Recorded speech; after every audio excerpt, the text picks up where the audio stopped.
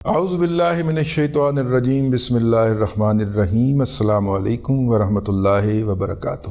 ایک اہم خبر آپ کی خدمت میں لے کے حاضر ہوا ہوں۔ میرے ہاتھ میں وہ چڑھی ہے تو میں نے کہا آپ کی خدمت میں عرض کر دی جائے۔ بڑی اچنبھے کی بات ہے، تو اچنبھے کی بات بھی کبھی کبھی کر لینی چاہیے۔ اور آپ کو یہ علم تو ہوگا کہ عالمی سطح کے اوپر اس وقت اگر ہم دیکھیں عالمی منظرنامے کے اوپر تو چین اور امریکہ جو ہے وہ دو انتہاؤں پہ نظر آتے ہیں۔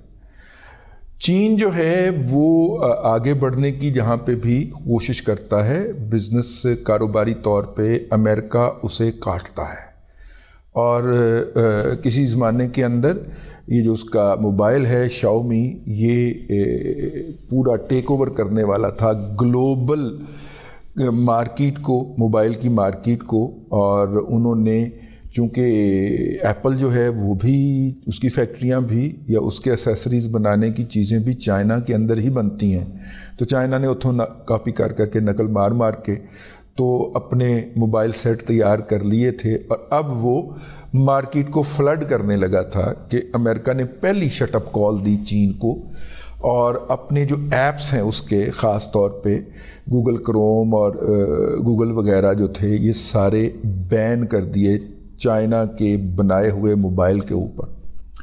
اب چونکہ گلوبل ڈیٹا سرچنگ اور گلوبل جو ہے وہ سرفنگ جو ہے انٹرنیٹ کی، وہ 80% انہی ایپ سے ہوتی ہے، تو اس کے بعد وہ جو اس کا مارکیٹ جو تھی وہ دھڑام سے نیچے گر پڑی، جس کا بجٹ جو تھا کہا جاتا ہے کہ $14 ارب کا سالانہ R&D کا بجٹ صرف اس بات پہ خرچ ہوتا تھا کہ امریکہ نے ایپل کے، اس کے ماہرین نے، سائنسدانوں نے ایپل کے اندر کیا کیا ریسرچ کی ہے اور اس ریسرچ کو ہم نے چوری کیسے کرنا۔ یورپ کے بہت سارے ممالک کے اندر اور امریکہ میں خاص طور پہ انہوں نے جو آن لائن وہ ہوتا ہے نا جی کاپی رائٹ کا رجسٹریشن کا سسٹم ہی ختم کر دیا، کیونکہ جیسے ہی آن لائن اپلیکیشن ہوتی تھی چائنیز ہیکر ان کے سرکاری کمپیوٹرز کے اندر گھس کے وہ ساری ریسرچ اٹھا لیتے تھے وہاں سے۔ تو وہ پارٹی یا وہ بندہ یا وہ گروپ جس نے امریکہ کے اندر کوئی ریسرچ کر کے ایک چیز بنائی اور سرکار کو کہا کہ اس کو پیٹنٹ کر دیجئے، اس کو پیٹنٹ رجسٹریشن ہمیں عنایت کر دیجئے کہ یہ چیز ہم نے بنائی ہے، اور ان کے ماہرین جو ہیں، امریکہ کی حکومت کے ماہرین جو ہیں وہ ابھی اس کا جائزہ لے رہے ہیں، تو اس ریسرچ کے اوپر بنی ہوئی چیز چائنا سے لانچ ہو جاتی تھی۔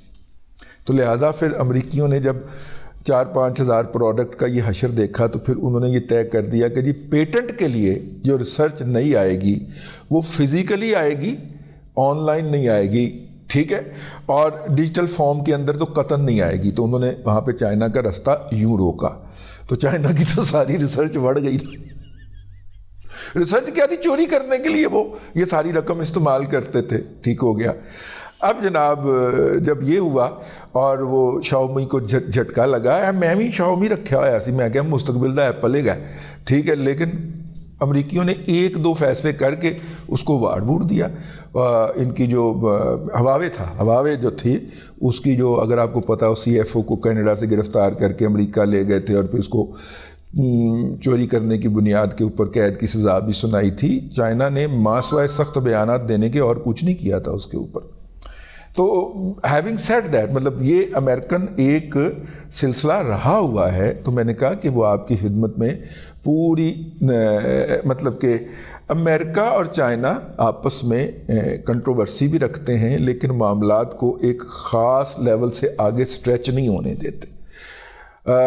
چوتھے کے دن چائنا جو ہے وہ اپنے جہاز اڑاتا ہے اور تائیوان کے اوپر چکر لگا کے واپس آ جاتا ہے۔ امریکہ اس کے خلاف سٹیٹمنٹ جاری کرتا ہے، CNN کے اوپر اور اسکائی کے اوپر لائیو پروگرامات ہوتے ہیں کہ جناب دیکھیں انہوں نے تائیوان کی طرف دیکھا ہے، لیکن ایک سرٹن لیول سے نہ چائنا آگے جاتا ہے نہ امریکہ آگے جاتا ہے۔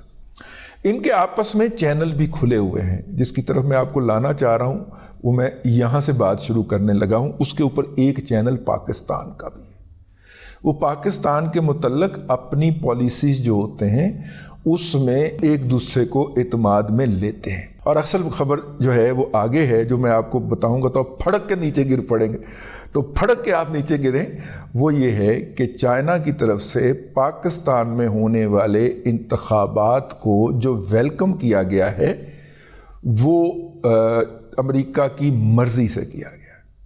امریکہ نے چائنا کو ریکویسٹ کی ہے کہ پائے تسی کر دیو، تے چائنا نے کہا کہ پاکستان میں الیکشن جو تھے وہ بڑے شاندار منصفانہ ہوئے ہیں، اور اس کے اوپر حکومت پاکستان مبارکباد کی مستحق ہے۔ ہم نے اگرچہ اس پہ ولاگ کر دیا تھا لیکن ایک گل وچ نہیں دسی سی۔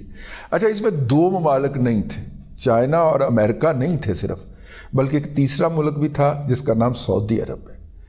چونکہ چائنا اور امریکہ کے اندر ایک کامن پالیسی ایگزسٹ کرتی ہے، اور وہ کامن پالیسی یہ ہے کہ کم وقت میں ہم نے پاکستان کو سیاسی طور پہ اتنا غیر مستحکم نہیں ہونے دینا کہ وہاں پہ انتشار کی کیفیت ہو یا خانہ جنگی کی کیفیت پیدا ہو جائے۔ تو لہٰذا پاکستان کی موجود حکومت کو سبق سکھانے کے لیے یہاں تک تو چپیڑے مارتے رہنا ہے کہ وہ اپنی اوقات میں رہے، لیکن ان کو اتنا دیوار کے ساتھ نہیں لگانا کہ وہ جو ہے وہ وہاں پہ انتشار آ جائے، حکومت نام کی کوئی چیز نہ رہے، جیسا کہ عرب ممالک کے اندر عراق میں انہوں نے کیا ہے۔ اور بائی دا وے امریکہ کی یہ ساری جو اس طرح کی پالیسیز جو ہیں عرب ممالک کی حد تک تو بیک فائر ہی کی ہیں، اس کی بظاہر پالیسی کے ساتھ حوالے سے۔ ہم سیاسی تھیوریوں پہ نہیں جا رہے، مطلب وہ بیک فائر ہی کی ہیں، بھلے وہ شام ہو، بھلے وہ عراق ہو، بھلے وہ لیبیا ہو، بھلے وہ مصر ہو، وہاں کی حد تک تو اس کی پالیسیاں بیک فائر ہی کی ہیں۔ اور اگر ٹرمپ صاحب الیکشن جیت کے آ جائیں، خدا نخواستہ جس کا امکان کافی کم ہے، تو پھر شاید یہ ہمیں اور بھی اس حوالے سے بدترین صورتحال نظر آئے۔ وہ بہت انٹروورٹ پالیسی کے حامل ہیں، وہ کہتے ہیں کہ سب سے پہلے امریکہ، جس طرح مشرف نے کہا تھا نا سب سے پہلے پاکستان، وہ کہتے ہیں سب سے پہلے امریکہ، ٹرمپو بھائی کہتے ہیں۔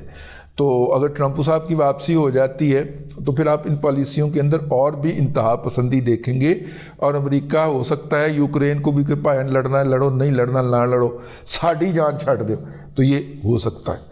اور خیر یہ ہے جی اس وقت کی صورتحال۔